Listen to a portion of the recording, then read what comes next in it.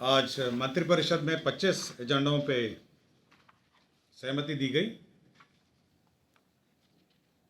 सर्वप्रथम शिक्षा विभाग का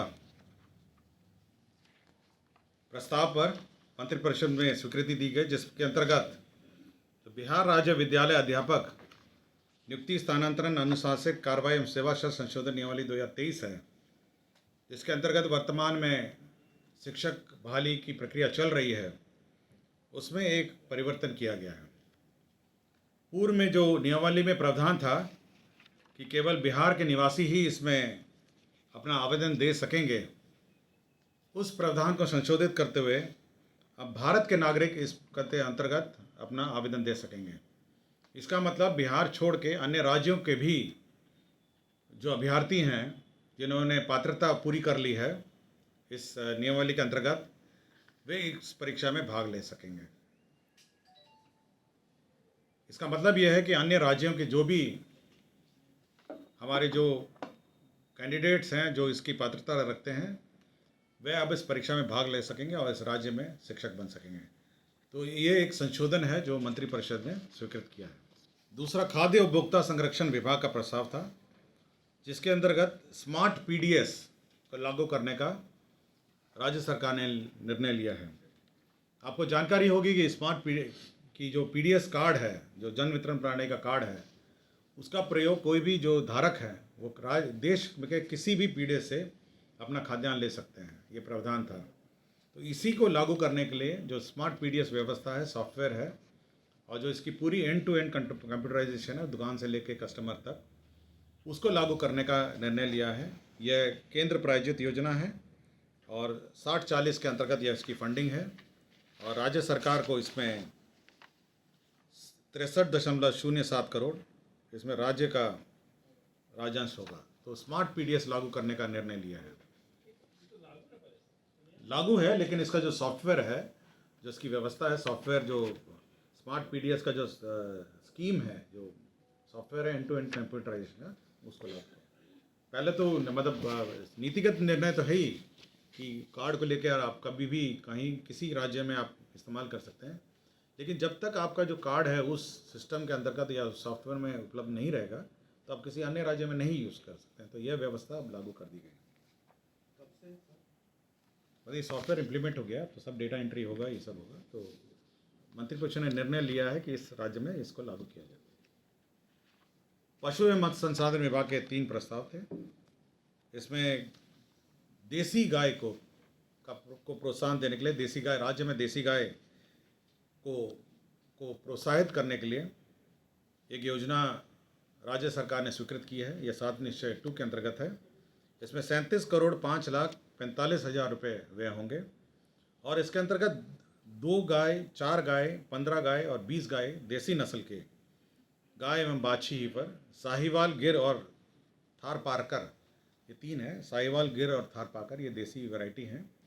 तो देसी गाय में अनुदान दिया जाएगा। देसी गाय में जो 2 गाय है उसमें 50% अनुदान दिया जाएगा और अनुसूचित जाति, जनजाति और अति पिछड़ों को 75।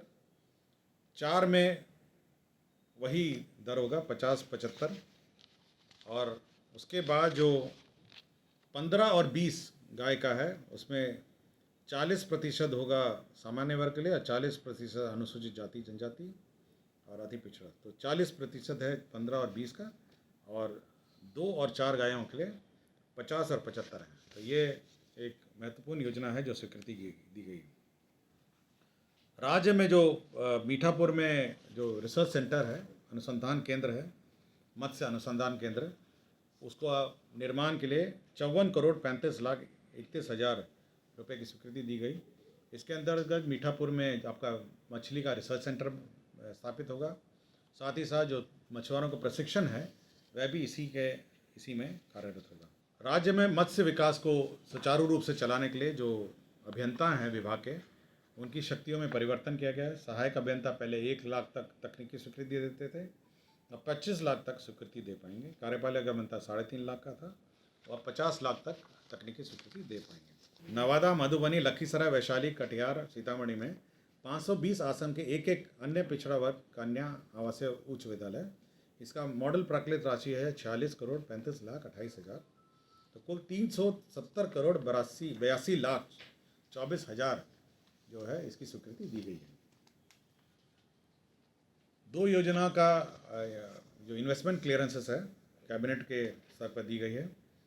पहले तो है messrs mash agro foods limited, ये इंटीग्रेटेड बायो बोवाइन मीट, ये मीट प्रोसेसिंग यूनिट है, और किशनगंज जिला ठाकुरगंज किशनगंज में यह स्वीकृति दी गई है और 45 करोड़ का निवेश है। तो मीट प्रोसेसिंग का किशनगंज ठाकुरगंज में 45 करोड़ का निवेश की स्वीकृति दी गई है। एक एथनॉल यूनिट है messrs Brijendra Kumar builders, ethanol का यूनिट है, ये मोकामा पटना की इकाई है और करीब 104 करोड़ 18 लाख का निवेश है। तो दो निवेश की स्वीकृति दी गई है। बिहार राज्य विद्युत बोर्ड में जो पुराने कर्मचारी हैं, जो 2012 में जब बंटवारा हुआ था विभिन्न कॉरपोरेशंस में, तो बकाया जो रिटायरमेंट ड्यूज़ की राशि है वो राज्य सरकार को भुगतान करना पड़ता है। इसके तहत 797 करोड़ 63 लाख रुपए जो है वो मंत्रिपरिषद ने भुगतान की स्वीकृति दी है।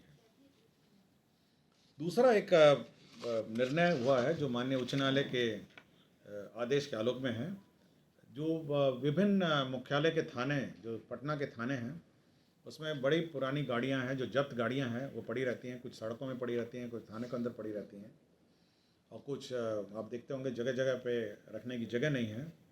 तो माननीय उच्च न्यायालय के आदेश के आलोक में पटना के मौजूद दुजरा दियारा थाना में 18 दुजरा दियारा थाना है, दियारा क्या कहीं है, करीब 18 एकड़ ज़मीन जो है यह गृह विभाग को आवंटित की गई, मेरे ही विभाग को आवंटित की गई है, और इसके अंतर्गत इन सभी जो जब्त जो वाहन हैं उसको वहाँ रखे जाएंगे, उनको कंप्यूटर में एंटर किया जाएगा, और जब रिलीज़ होना होगा वहाँ से रिलीज़ होगा। तो एक हिसाब किताब इन्वेंट्री रखी जाएगी, और सभी थानों, किसी भी थानों में अब ये जब्त वाहन नहीं रखे जाएंगे, सभी वाहन इसी स्थान पर रखे जाएंगे। इसकी बाउंड्री वॉल होगी, सुरक्षा होगी, और इसको एक हिसाब किताब से रखा जाएगा, ताकि आप थाने में बिल्कुल खाली जगह होगी और ये जब्त वाहन पूरे पटना का मुख्यालय, जहाँ पटना होगा, दानापुर हो गया, फुलवारी हो गया, जितने अगल बगल के थाने हैं, तो 18 एकड़ ज़मीन जो है आवंटित की गई, राज्य में कार्यान्वित हो रहा था। इसके अंतर्गत 43 करोड़ 59,91,900 रुपये की स्वीकृति दी गई। इसके अंतर्गत जो विभिन्न फसलें हैं बागवानी के, जो फल के, उनमें अनुदान का प्रावधान है। अनुदान की राशि थोड़ी बढ़ाई गई है विभिन्न कैटेगरीज में, और इसके अंतर्गत अनुदान कुछ जगह 75% किया गया है, कुछ जगह 50 किया है। इसमें मुख्यतः जो 35 और 50 पहले अनुदान दिए जाते थे उसको बढ़ाकर 35-40 में 15 एवं 10% की वृद्धि हुई। तो अनुदान की राशि में वृद्धि हुई है। बड़ी लंबी सूची है, हम किसी को इंटरेस्ट होगा तो मैं उपलब्ध कराऊंगा। और 60, 20 और 20 इस रेशो में दिया जाएगा। पहले 60% दिया जाएगा, फिर 20% दिया जाएगा, और फिर 3 किस्तों में दिया जाएगा। तो ये महत्वपूर्ण बागवानी की योजना है जो स्वीकृति दी गई है। मुख्यमंत्री नारी शक्ति योजना, जो पालन घर हैं विभिन्न कार्यालयों में, अब 35% महिलाओं को आरक्षण दिया है। बड़ी संख्या में महिला कर्मी हमारे कार्यालय में हैं। तो हर कार्यालय में पालन घर के स्थापन के लिए जो आवर्ती व्यय है वो 3,16,440 रुपये होगा, और अनावर्ती व्यय है जो 5,36,428 रुपये। तो कुल मिला के 8,52,868 रुपये ये पालन घर विभिन्न कार्यालयों में जो महिला शक्ति नारी शक्ति योजना के अंतर्गत पालन घर की का संचालन, और इसका अनुदान जो है महिला विकास निगम संचालित करेगा। ये एक पालन घर का है। तो हर कार्यालय में पहले बहुत कम था, पहले बहुत राशि में बढ़ोतरी थी। योजना तो पुरानी है तो इसमें बढ़ोतरी की गई है। पहले बहुत ही कम राशि थी। पहले आपकी राशि केवल 24,000 और 18,000 कुल 42,000 थी। तो 42,000 से बढ़ाकर 8,52,868 बड़ी संख्या में अब महिला कर्मी हो गए हैं। तो इतनी कम जो राशि जो 42,000 उसमें संभव नहीं था, इसलिए अब राशि बढ़ा दी गई है। योजना पुरानी है। कृषि जैव प्रौद्योगिकी महाविद्यालय सबौर के अंतर्गत आधारभूत संरचना निर्माण के लिए 72 करोड़ 32 लाख यह प्रशासनिक स्वीकृति दी गई है, और 23-24 में 5 करोड़ की निकासी व्यय की स्वीकृति दी गई है। तो कृषि जैव प्रौद्योगिकी महाविद्यालय सबौर की आधारभूत संरचना में राशि स्वीकृत की गई। राज्य में पर्यटकों के लिए जो 3 5 स्टार होटल निर्माण किए जाने हैं, अशोक पाटलिपुत्र अशोक है, आपका बांकीपुर बस स्टैंड है, और तीसरा आपका सुल्तान पैलेस है। तो आपको याद होगा पहले इसकी स्वीकृति दी गई थी, और इसी को काम आगे बढ़ाने के लिए जो आइडा एक्ट है, आधारभूत संरचना विकास सामर्थ्यकारी इनेबलिंग संशोधन अधिनियम 2023 पास हुआ था। बजट सत्र में ये अधिनियम पास हुआ था। तो उसी के आलोक में ये पीपीपी मोड में ये तीनों होटल का निर्माण होगा।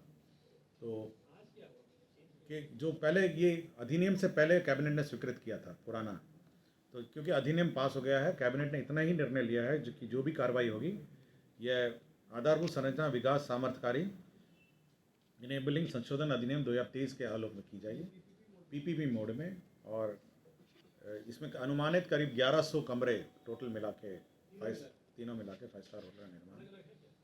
अलग अलग ये बहुत पुराना राज्य का निर्णय है, केवल उसमें जो प्रावधान है, किस प्रकार इसका सेटलमेंट होगा, किस प्रकार इसमें पीपीपी का कार्य चलेगा, उसी के बारे में संशोधन हुआ है। और जो इनेबलिंग अधिनियम है 2023 में जो संशोधन हुआ था बजट सत्र में, उसके आलोक में कार्रवाई की जाएगी। उसमें जैसे 30 साल का एक्ट में प्रावधान था, तो अब 45 साल का पुराना स्वीकृति प्रस्ताव था, तो कितने साल तक उसको सेटल किया जाएगा, इस पर आइडा को शक्तियाँ प्रदत्त हैं। तो इस प्रकार के अनेक प्रावधान है जो इनेबलिंग एक्ट में हैं, उसके आलोक में अब ये 3 होटल का निर्माण आगे चलेगा।